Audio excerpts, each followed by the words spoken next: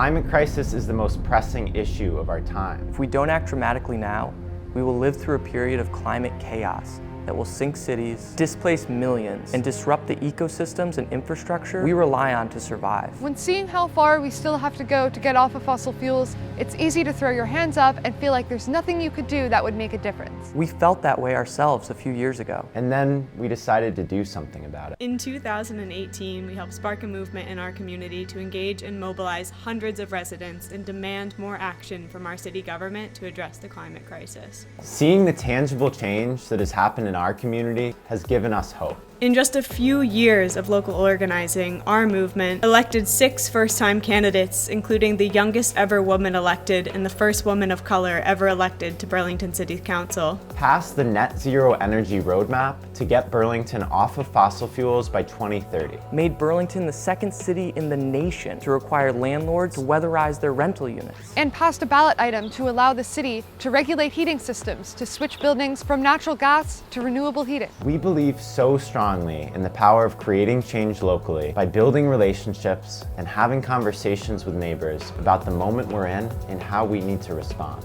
That's why, in 2021, after years of going all in on organizing climate action in Burlington, we launched Run on Climate to support others looking to advance municipal climate policy in their own communities. Run on Climate has assisted local elected officials and climate activists in passing strong climate policies in communities across the country, including solar requirements for new buildings in South Burlington, Vermont. $1 million in funding for electric buses in Phoenix, Arizona. And a Green New Deal for Cambridge, Massachusetts. We've also supported 9 climate champion candidates for local office, 2 of whom were elected to the Denver City Council and 1 who was elected to the City Council in South Burlington, Vermont.